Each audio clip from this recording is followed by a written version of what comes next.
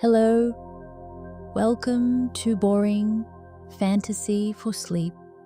Tonight is Phantastes, a fairy romance by George MacDonald, 1858. Episode 3. In Episode 2, Anodos found a cottage deep in the forest. There was a door he was told not to open. He opened it. Something came out, something that follows him now through the forest, falling on the flowers as he passes and closing them, draining the light from things, making the world less itself wherever it touches. MacDonald calls it the shadow. Anodos does not know yet how to lose it.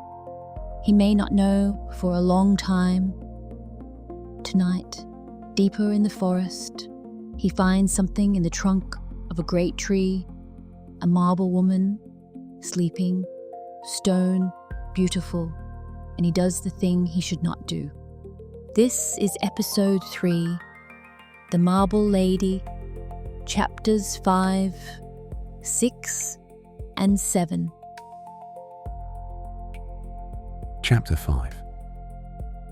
And she was smooth and full, as if one gush of life had washed her, or as if asleep, lay on her eyelid, easier to sweep than bee from daisy, Beddoes Pygmalion. She was as wit as lily in May, or snow that sneweth in winter's day. Romance of Sir Lawnful. I walked on in the fresh morning air, as if newborn. The only thing that damped my pleasure was a cloud of something between sorrow and delight that crossed my mind with the frequently returning thought of my last night's hostess. But then, thought I, if she is sorry, I could not help it, and she has all the pleasures she ever had. Such a day as this is surely a joy to her, as much at least as to me, and her life will perhaps be the richer, for holding now within it the memory of what came, but could not stay. And if ever she is a woman, who knows but we may meet somewhere. There is plenty of room for meeting in the universe. Comforting myself thus, yet with a vague compunction, as if I ought not to have left her, I went on. There was little to distinguish the woods today from those of my own land, except that all the wild things, rabbits, birds, squirrels, mice, and the numberless other inhabitants, were very tame. That is, they did not run away from me, but gazed at me as I passed, frequently coming nearer, as if to examine me more closely. Whether this came from utter ignorance, or from familiarity with the human appearance of beings who never hurt them, I could not tell. As I stood once, looking up to the splendid flower of a parasite, which hung from the branch of a tree over my head, a large white rabbit cantered slowly up, put one of its little feet on one of mine, and looked up at me with its red eyes, just as I had been looking up at the flower above me.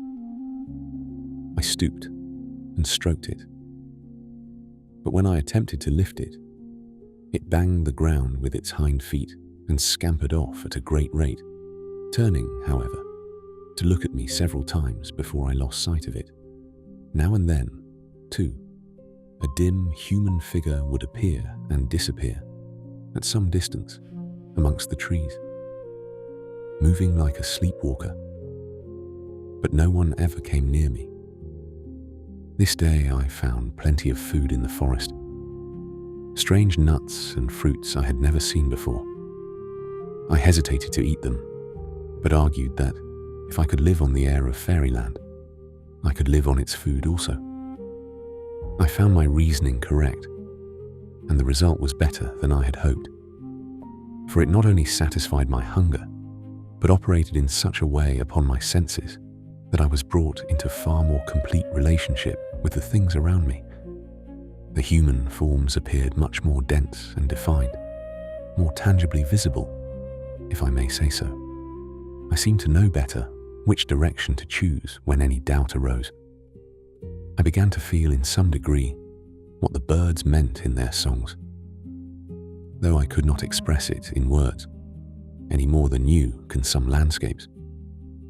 At times, to my surprise, I found myself listening attentively, and as if it were no unusual thing with me, to a conversation between two squirrels or monkeys. The subjects were not very interesting, except as associated with the individual life and necessities of the little creatures, where the best nuts were to be found in the neighborhood, and who could crack them best, or who had most laid up for the winter, and such like. Only they never said where the store was.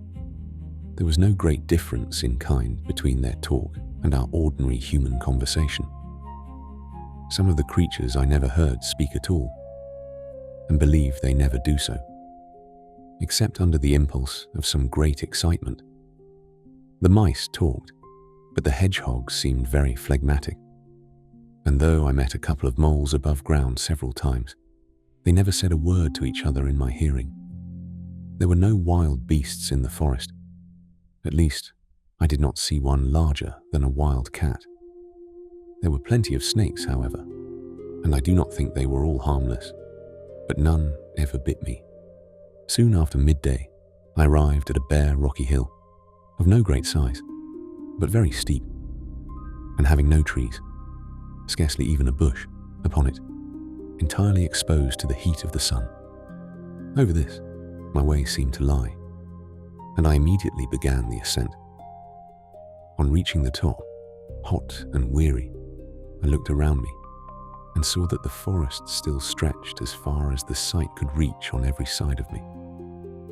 I observed that the trees, in the direction in which I was about to descend, did not come so near the foot of the hill as on the other side, and was especially regretting the unexpected postponement of shelter, because this side of the hill seemed more difficult to descend than the other had been to climb, when my eye caught the appearance of a natural path, winding down through broken rocks and along the course of a tiny stream, which I hoped would lead me more easily to the foot. I tried it and found the descent not at all laborious. Nevertheless, when I reached the bottom, I was very tired and exhausted with the heat. But just where the path seemed to end, rose a great rock, quite overgrown with shrubs and creeping plants, some of them in full and splendid blossom. These almost concealed an opening in the rock, into which the path appeared to lead. I entered, thirsting for the shade which it promised. What was my delight to find a rocky cell, all the angles rounded away with rich moss, and every ledge and projection crowded with lovely ferns, the variety of whose forms and groupings and shades wrought in me like a poem. For such a harmony could not exist, except they all consented to some one end. A little well of the clearest water filled a mossy hollow in one corner. I drank, and felt as if I knew what the elixir of life must be. Then threw myself on a mossy mound that lay like a couch along the inner end. Here I lay in a delicious reverie for some time, during which all lovely forms and colours and sounds seemed to use my brain as a common hall, where they could come and go, unbidden and unexcused. I had never imagined that such capacity for simple happiness lay in me, as was now awakened by this assembly of forms and spiritual sensations, which yet were far too vague to admit of being translated into any shape common to my own and another mind. I had lain for an hour, I should suppose, though it may have been far longer, when the harmonious tumult in my mind having somewhat relaxed, I became aware that my eyes were fixed on a strange time-worn bas-relief on the rock opposite to me. This, after some pondering, I concluded to represent Pygmalion, as he awaited the quickening of his statue. The sculptor sat more rigid than the figure to which his eyes were turned, that seemed about to step from its pedestal and embrace the man who waited rather than expected. A lovely story, I said to myself.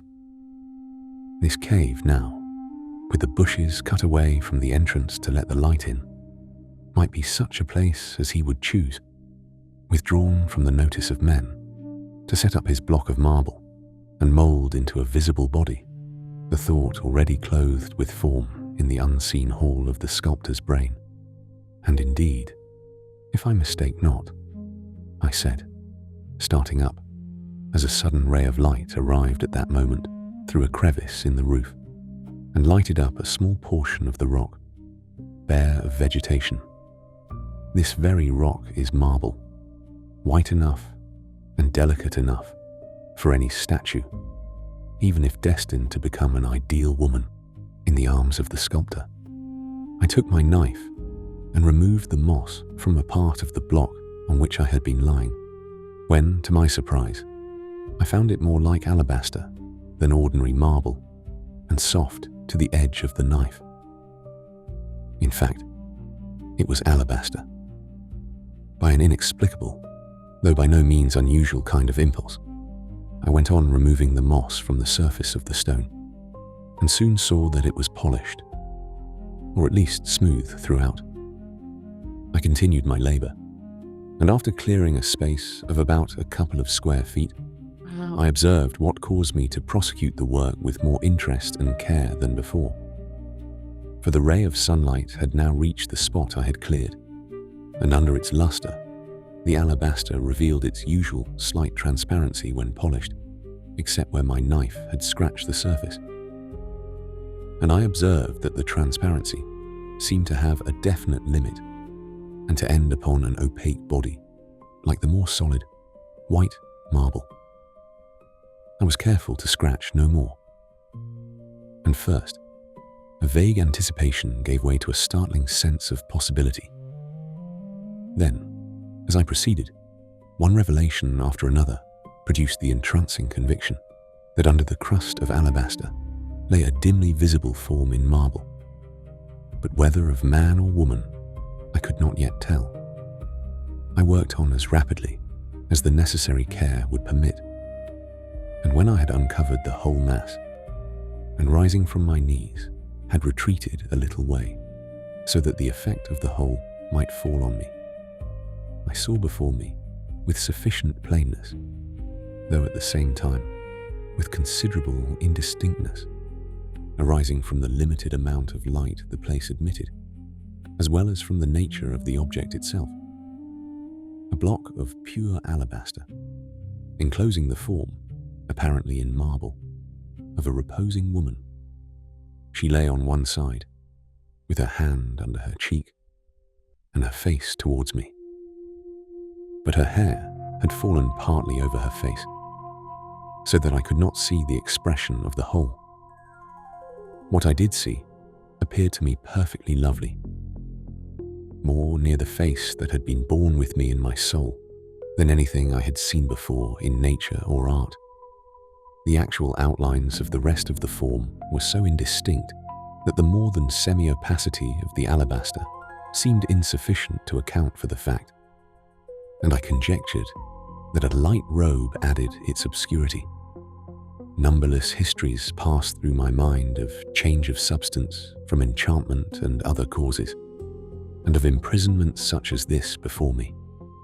I thought of the prince of the enchanted city, half marble and half a man, of Ariel, of Niobe, of the sleeping beauty in the wood, of the bleeding trees, and many other histories. Even my adventure of the preceding evening with the lady of the beech tree contributed to arouse the wild hope that by some means life might be given to this form also, and that, breaking from her alabaster tomb, she might glorify my eyes with her presence. For, I argued, who can tell but this cave may be the home of marble, and this essential marble, that spirit of marble, which, present throughout, makes it capable of being moulded into any form. Then if she should awake, but how to awake her? A kiss awoke the sleeping beauty, kiss cannot reach her through the encrusting alabaster. I kneeled, however, and kissed the pale coffin. But she slept on. I bethought me of Orpheus and the following stones. That trees should follow his music seemed nothing surprising now. Might not a song awake this form, that the glory of motion might for a time displace the loveliness of rest? Sweet sounds can go where kisses may not enter. I sat and thought. Now, although always delighting in music, I had never been gifted with the power of song until I entered the Faerie forest. I had a voice, and I had a true sense of sound. But when I tried to sing, the one would not content the other, and so I remained silent. This morning, however, I had found myself, ere I was aware, rejoicing in a song. But whether it was before or after I had eaten of the fruits of the forest, I could not satisfy myself. I concluded it was after, however, and that the increased impulse to sing I now felt was in part owing to having drunk of the little well, which shone like a brilliant eye in a corner of the cave. I sat down on the ground by the antenatal tomb, leaned upon it with my face towards the head of the figure within, and sang, the words and tones coming together and inseparably connected, as if word and tone formed one thing, or as if each word could be uttered only in that tone and was incapable of distinction from it, except in idea, by an acute analysis. I sang something like this, but the words are only a dull representation of a state whose very elevation precluded the possibility of remembrance, and in which I presume the words really employed were as far above these as that state transcended this, wherein I recall it. Marble woman, vainly sleeping, in the very death of dreams, wilt thou slumber from thee sweeping, all but what with vision teems? Hear my voice come through the golden mist of memory and hope, and with shadowy smile embolden me with primal death to cope. Thee the sculptors all pursuing have embodied but their own. Round their visions, form enduring, marble vestments thou hast thrown, but thyself in silence winding thou hast kept eternally. Thee they found not, many finding. I have found thee, wake for me. As I sang, I looked earnestly at the face so vaguely revealed before me. I fancied, yet believed it to be but fancy, that through the dim veil of the alabaster, I saw a motion of the head as if caused by a sinking sigh. I gazed more earnestly and concluded that it was but fancy. Nevertheless, I could not help singing again. Rest is now filled full of beauty, and can give thee up, I ween. Come thou forth for other duty. Motion pinneth for her queen. Or, if needing years to wake thee from thy slumberous solitudes, come, sleepwalking, and betake thee to the friendly, sleeping woods. Sweeter dreams are in the forest. Round these storms would never rave. And when need of rest is sorest, glide thou then into thy cave. Or, if still thou choosest rather, marble be its spell on me. Let thy slumber round me gather. Let another dream with thee. Again I paused and gazed through the stony shroud, as if, by very force of penetrative sight, I would clear every lineament of the lovely face. And now I thought the hand that had lain under the cheek had slipped a little downward. But then I could not be sure that I had at first observed its position accurately. So I sang again, for the longing had grown into a passionate need of seeing her alive. Or art thou death, O woman?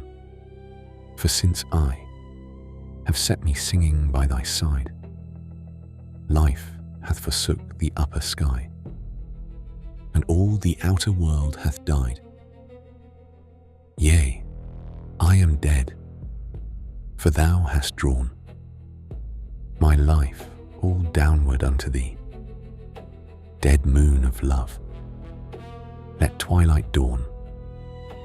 Awake, and let the darkness flee. Cold lady of the lovely stone, awake, or I shall perish here, and thou be never more alone, my form and I for ages near. But words are vain, reject them all. They utter but a feeble part. Hear thou the depths from which they call, the voiceless longing of my heart. There arose a slightly crashing sound, like a sudden apparition that comes and is gone. A white form, veiled in a light robe of whiteness, burst upwards from the stone, stood, glided forth, and gleamed away towards the woods, for I followed to the mouth of the cave.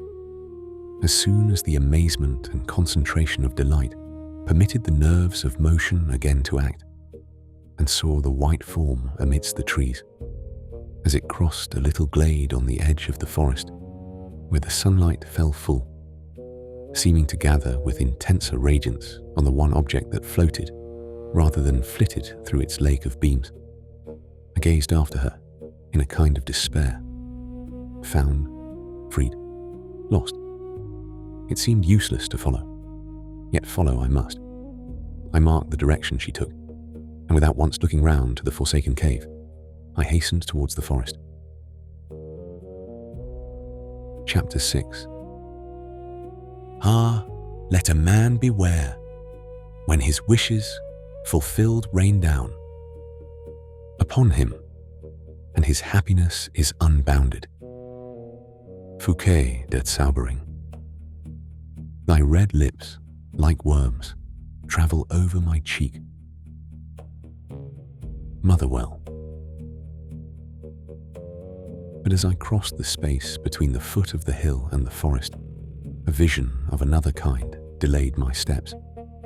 Through an opening to the westward flowed like a stream the rays of the setting sun, and overflowed with a ruddy splendor the open space where I was. And riding, as it were, down this stream towards me, came a horseman in what appeared red armor. From frontlet to tail, the horse likewise shone red in the sunset. I felt as if I must have seen the night before, but as he drew near, I could recall no feature of his countenance. Ere he came up to me, however, I remembered the legend of Sir Percival in the rusty armor, which I had left unfinished in the old book in the cottage. It was of Sir Percival that he reminded me, and no wonder, for when he came close up to me, I saw that, from crest to heel, the whole surface of his armor was covered with a light rust. The golden spurs shone, but the iron greaves glowed in the sunlight. The morning star, which hung from his wrist, glittered and glowed with its silver and bronze. His whole appearance was terrible, but his face did not answer to this appearance. It was sad, even to gloominess, and something of shame seemed to cover it.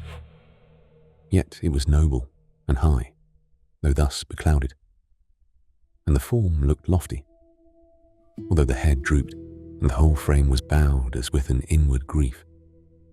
The horse seemed to share in his master's dejection and walked spiritless and slow.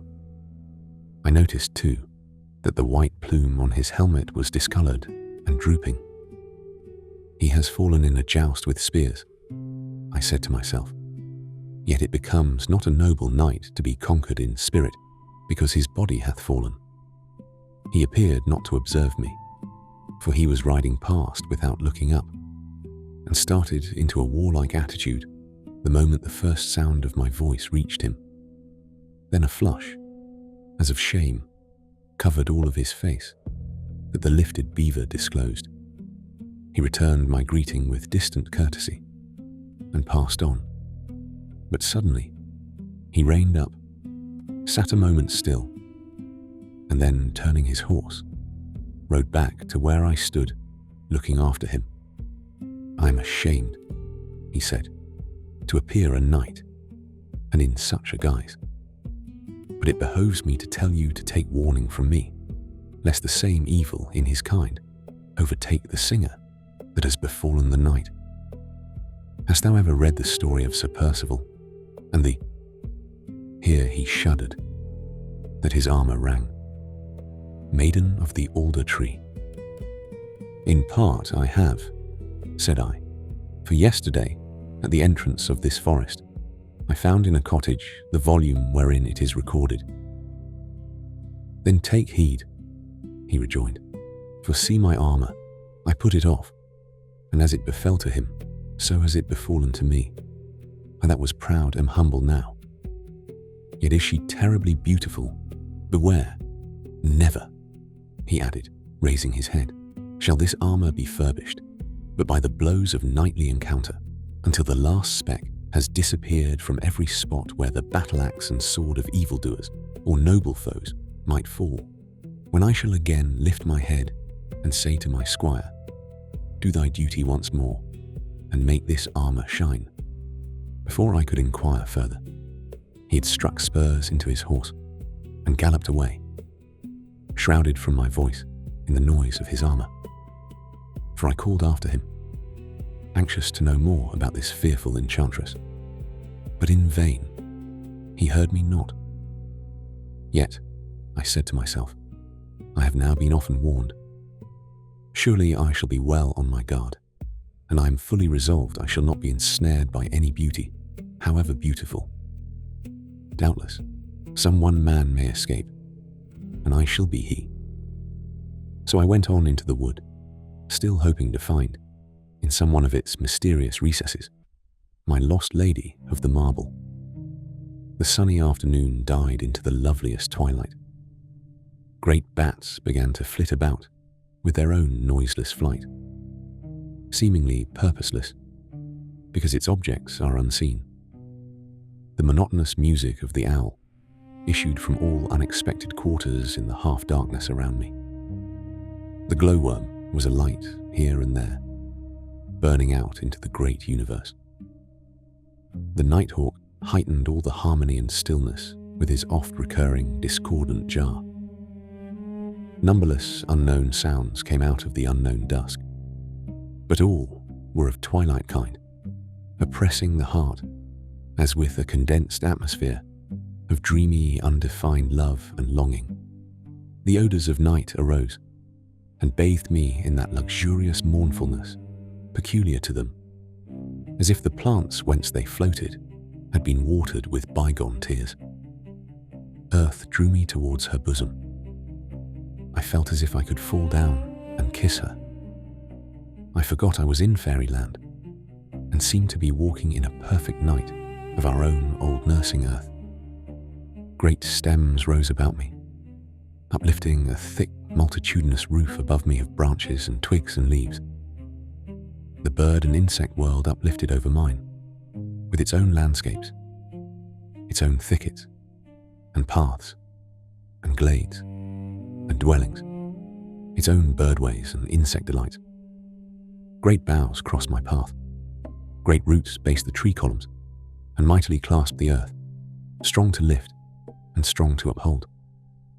It seemed an old, old forest, perfect in forest ways and pleasures. And when, in the midst of this ecstasy, I remembered that under some close canopy of leaves, by some giant stem, or in some mossy cave, or beside some leafy well, sat the lady of the marble, whom my songs had called forth into the outer world, waiting, might it not be, to meet and thank her deliverer in a twilight which would veil her confusion, the whole night became one dream realm of joy. the central form of which was everywhere present, although unbeheld. Then, remembering how my songs seemed to have called her from the marble, piercing through the pearly shroud of alabaster. Why, thought I, should not my voice reach her now, through the ebon night that enwraps her? My voice burst into song so spontaneously that it seemed involuntarily, not a sound, but echoing in me, vibrates all around, with a blind delight, till it breaks on thee, Queen of Night. Every tree, o'ershadowing with gloom, seems to cover thee, secret, dark, love-stilled, in a holy room, silence filled.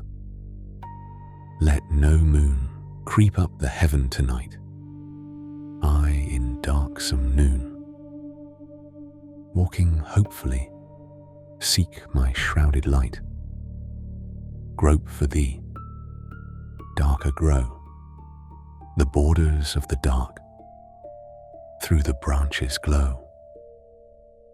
From the roof above, star and diamond sparks, light for love.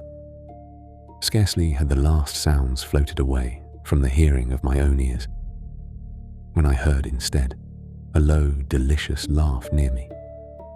It was not the laugh of one who would not be heard, but the laugh of one who has just received something long and patiently desired. A laugh that ends in a low, musical moan. I started, and turning sideways, saw a dim white figure seated beside an intertwining thicket of smaller trees and underwood.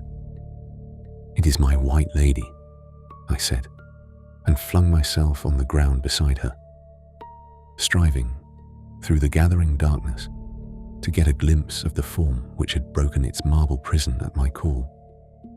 "It is your white lady," said the sweetest voice, in reply, sending a thrill of speechless delight through a heart which all the love charms of the preceding day and evening had been tempering for this culminating hour. Yet, if I would have confessed it, there was something either in the sound of the voice, although it seemed sweetness itself, or else in this yielding which awaited no gradation of gentle approaches, that did not vibrate harmoniously with the beat of my inward music. And likewise, when taking her hand in mine, I drew closer to her, looking for the beauty of her face, which, indeed, I found too plenteously. A cold shiver ran through me. "But it is the marble," I said to myself, and heeded it not. She withdrew her hand from mine, and after that would scarce allow me to touch her. It seemed strange, after the fullness of her first greeting, that she could not trust me to come close to her. Though her words were those of a lover, she kept herself withdrawn, as if a mile of space interposed between us. "Why did you run away from me when you woke in the cave?" I said. "Did I?" she returned. "That was very unkind of me, but I did not know better. I wish I could see you. The night is very dark." "So it is. Come to my grotto. There is light there." "Have you another cave then? Come and see." But she did not move until I rose first, and then she was on her feet before I could offer my hand to help her. She came close to my side and conducted me through the wood. But once or twice, when, involuntarily almost, I was about to put my arm around her as we walked on through the warm gloom, she sprang away several paces, always keeping her face full towards me, and then stood looking at me, slightly stooping, in the attitude of one who fears some half-seen enemy. It was too dark to discern the expression of her face. Then she would return and walk close beside me again, as if nothing had happened. I thought this strange, but besides that, I had almost, As I said before, given up the attempt to account for appearances in fairyland, I judged that it would be very unfair to expect from one who had slept so long and had been so suddenly awakened a behaviour correspondent to what I might unreflectingly look for. I knew not what she might have been dreaming about. Besides, it was possible that, while her words were free, her sense of touch might be exquisitely delicate. At length, after walking a long way in the woods, we arrived at another thicket, through the intertexture of which was glimmering a pale rosy light. "Push aside the branches," she said, "and make room for us to enter." I did as she told me. "Go in," she said. "I will follow you." I did as she desired, and found myself in a little cave, not very unlike the marble cave. It was festooned and draperied with all kinds of green that cling to shady rocks. In the furthest corner, half hidden in leaves, through which it glowed, mingling lovely shadows between them, burned a bright rosy flame on a little earthen lamp. The lady glided round by the wall from behind me, still keeping her face towards me, and seated herself in the furthest corner with her back to the lamp, which she hid completely from my view. I then saw indeed a form of perfect loveliness before me. Almost it seemed as if the light of the rose lamp shone through her, for it could not be reflected from her. Such a delicate shade of pink seemed to shadow what in itself must be a marbly whiteness of hue. I discovered afterwards, however, that there was one thing in it I did not like, which was that the white part of the eye was tinged with the same slight roseate hue as the rest of the form.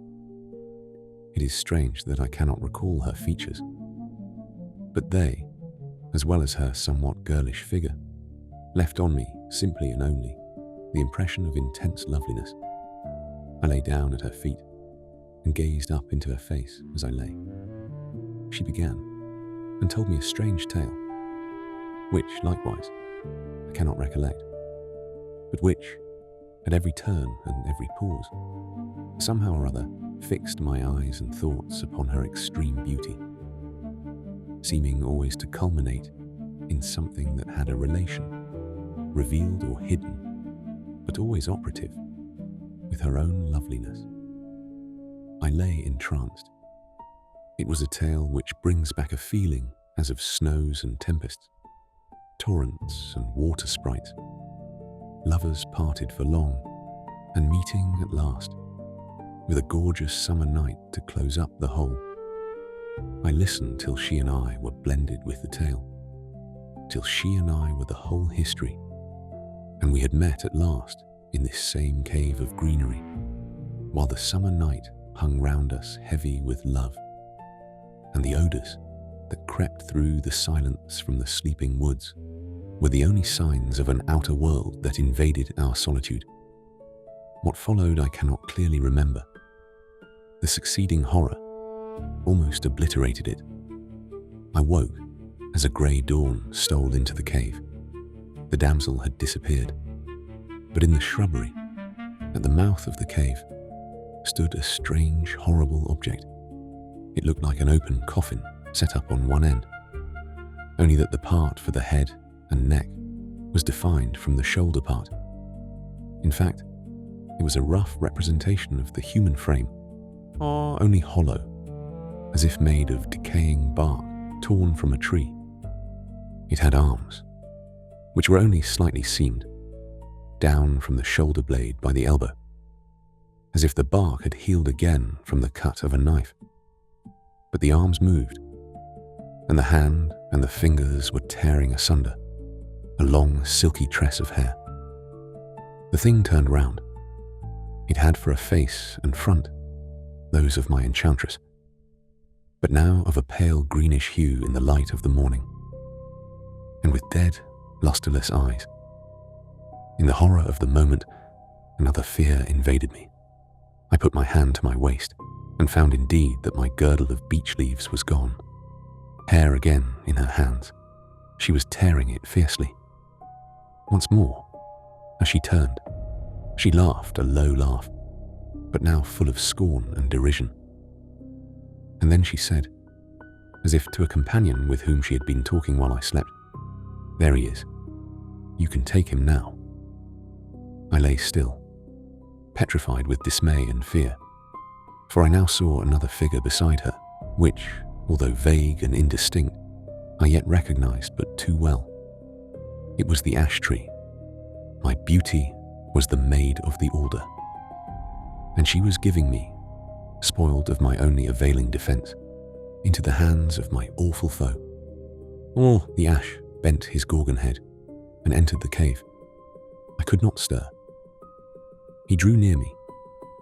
His ghoul eyes and his ghastly face fascinated me. He came stooping, with a hideous hand outstretched, like a beast of prey. I had given myself up to a death of unfathomable horror, when suddenly, and just as he was on the point of seizing me, the dull, heavy blow of an axe echoed through the wood, followed by others in quick repetition. The ash shuddered and groaned, withdrew the outstretched hand, retreated backwards to the mouth of the cave, then turned and disappeared amongst the trees.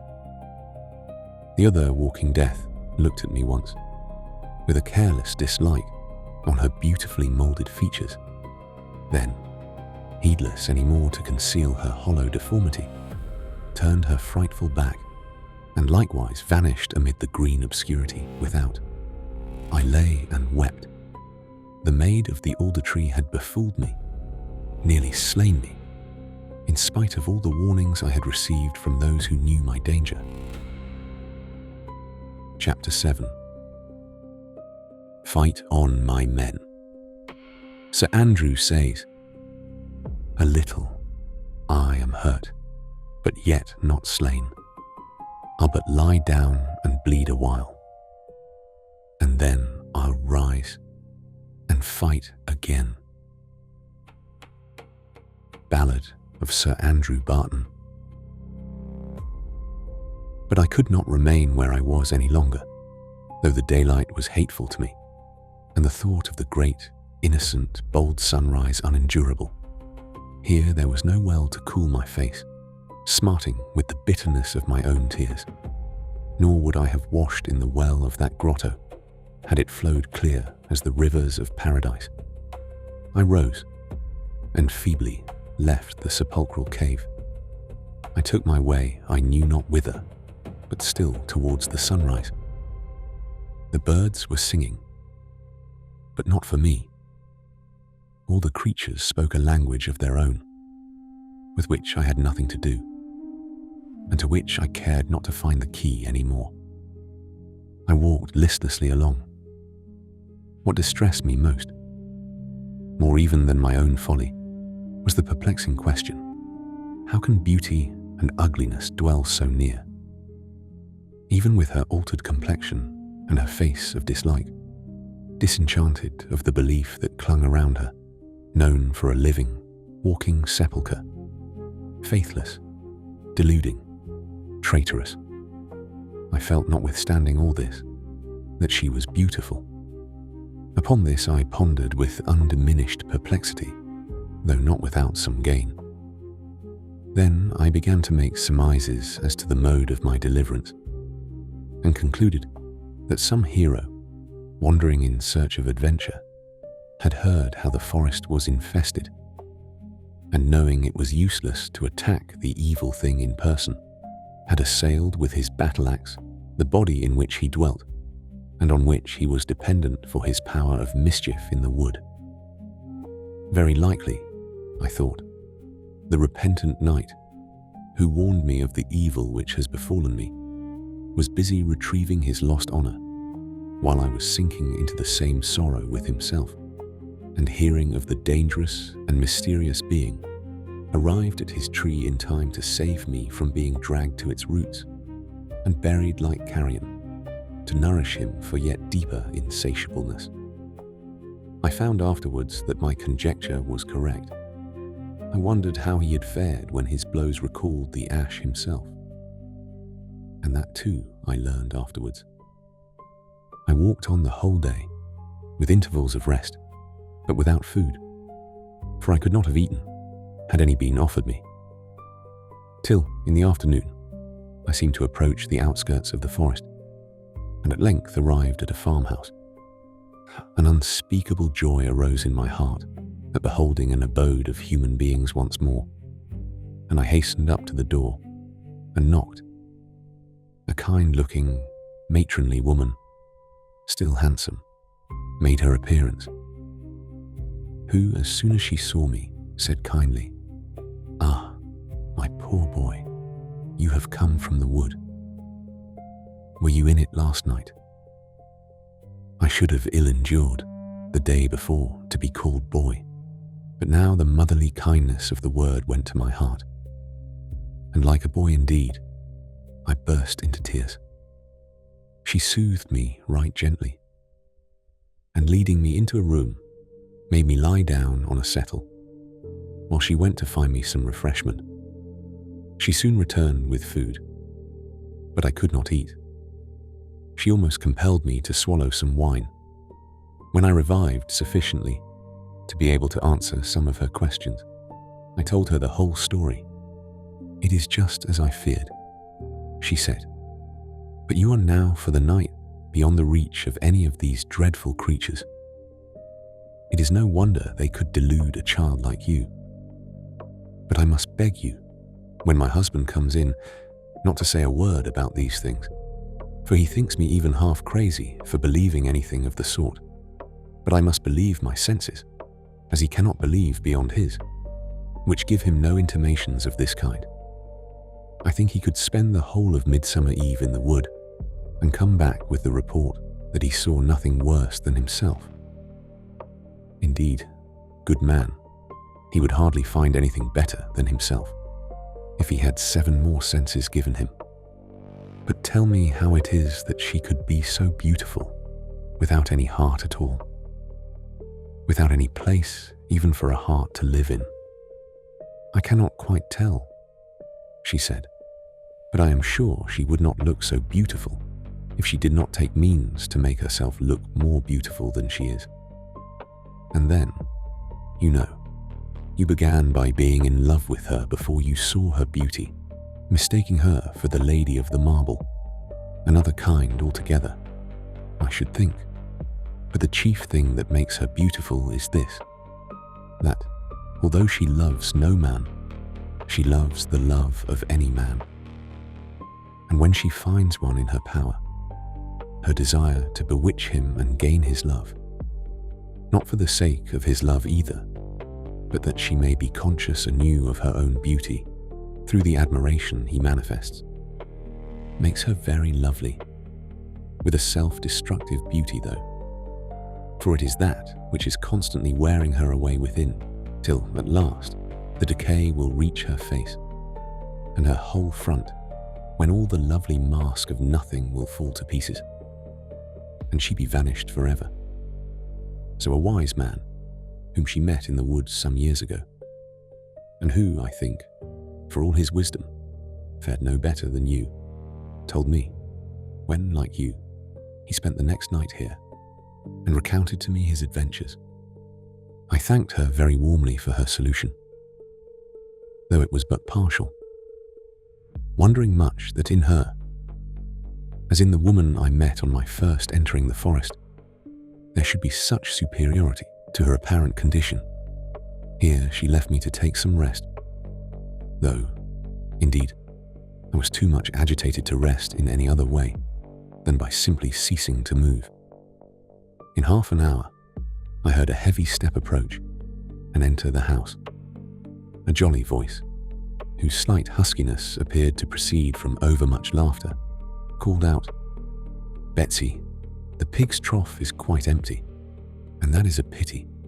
Let them swill, lass. They're of no use but to get fat. Ha, ha, ha. Gluttony is not forbidden in their commandments. Ha, ha, ha." The very voice, kind and jovial, seemed to disrobe the room of the strange look which all new places wear, to disenchant it out of the realm of the ideal into that of the actual. It began to look as if I had known every corner of it for 20 years, And when, soon after, the dame came and fetched me to partake of their early supper, the grasp of his great hand and the harvest moon of his benevolent face, which was needed to light up the rotundity of the globe beneath it, produced such a reaction in me that for a moment I could hardly believe that there was a fairyland, and that all I had passed through since I left home had not been the wandering dream of a diseased imagination operating on a too mobile frame, not merely causing me indeed to travel, but peopling for me with vague phantoms the regions through which my actual steps had led me. But the next moment, my eye fell upon a little girl who was sitting in the chimney corner with a little book open on her knee, from which she had apparently just looked up to fix great inquiring eyes upon me. I believed in fairyland again. She went on with her reading. As soon as she saw that I observed her looking at me, I went near, and peeping over her shoulder, saw that she was reading the history of Graciosa and Percinet. "Very improving book, sir," remarked the old farmer, with a good-humoured laugh. "We are in the very hottest corner of fairyland here. Ha ha, ha! Stormy night, last night, sir." "Was it, indeed?" I rejoined. "It was not so with me. A lovelier night I never saw." "Indeed? Where were you last night?" "I spent it in the forest. I had lost my way." "Ah, then perhaps you will be able to convince my good woman that there is nothing very remarkable about the forest, for, to tell the truth, it bears but a bad name in these parts. I dare say you saw nothing worse than yourself there." "I hope I did," was my inward reply. But, for an audible one, I contented myself with saying, "Why, I certainly did see some appearances I could hardly account for. But that is nothing to be wondered at in an unknown wild forest, and with the uncertain light of the moon alone to go by." "Very true. You speak like a sensible man, sir. We have but few sensible folks round about us. Now, you would hardly credit it, but my wife believes every fairy tale that ever was written. I cannot account for it. She is a most sensible woman in everything else." "But should not that make you treat her belief with something of respect, though you cannot share in it yourself?" "Yes, that is all very well in theory, but when you come to live every day in the midst of absurdity, it is far less easy to behave respectfully to it. Why, my wife actually believes the story of the white cat. You know it, I dare say. I read all these tales when a child, and know that one especially well." "But father," interposed the little girl in the chimney corner, "you know quite well that mother is descended from that very princess who was changed by the wicked fairy into a white cat. Mother has told me so many times, and you ought to believe everything she says." "I can easily believe that," rejoined the farmer, with another fit of laughter. "For the other night, a mouse came gnawing and scratching beneath the floor, and would not let us go to sleep. Your mother sprang out of bed, and going as near it as she could, mewed so infernally like a great cat that the noise ceased instantly. I believe the poor mouse died of the fright, for we have never heard it again. Ha ha, ha, ha." The son, an ill-looking youth who had entered during the conversation, joined in his father's laugh, but his laugh was very different from the old man's. It was polluted with a sneer. I watched him and saw that, as soon as it was over, he looked scared, as if he dreaded some evil consequences to follow his presumption. The woman stood near, waiting till we should seat ourselves at the table, and listening to it all with an amused air, which had something in it of the look with which one listens to the sententious remarks of a pompous child. We sat down to supper, and I ate heartily. My bygone distresses began already to look far off. "In what direction are you going?" asked the old man. "Eastward," I replied, nor could I have given a more definite answer. "Does the forest extend much further in that direction?" "Oh, for miles and miles. I do not know how far. For although I have lived on the borders of it all my life, I have been too busy to make journeys of discovery into it, nor do I see what I could discover. It is only trees and trees, till one is sick of them. By the way, if you follow the eastward track from here, you will pass close to what the children say is the very house of the ogre that Hopper my Thumb visited, and ate his little daughters with the crowns of gold." "Oh, father, ate his little daughters?" "No, he only changed their gold crowns for nightcaps, and the great long-toothed ogre killed them in mistake. But I do not think even he ate them, for you know they were his own little agresses." "Well, well, child, you know all about it a great deal better than I do. However, the house has, of course, in such a foolish neighborhood as this, a bad enough name, and I must confess there is a woman living in it, with teeth long enough, and white enough too, for the lineal descendant of the greatest ogre that ever was made. I think you had better not go near her." In such talk as this, the night wore on. When supper was finished, which lasted some time, my hostess conducted me to my chamber.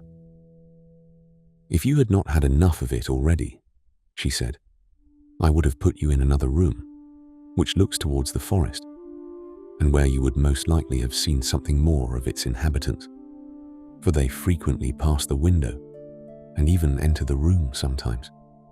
Strange creatures spend whole nights in it at certain seasons of the year. I am used to it and do not mind it, no more does my little girl, who sleeps in it always. But this room looks southward towards the open country, and they never show themselves here. At least, I never saw any. I was somewhat sorry not to gather any experience that I might have of the inhabitants of Fairyland, but the effect of the farmer's company and of my own later adventures was such that I chose rather an undisturbed night in my more human quarters, which, with their clean white curtains and white linen, were very inviting to my weariness. In the morning, I awoke refreshed after a profound and dreamless sleep. The sun was high when I looked out of the window, shining over a wide, undulating, cultivated country. Various garden vegetables were growing beneath my window. Everything was radiant with clear sunlight. The dewdrops were sparkling their busiest.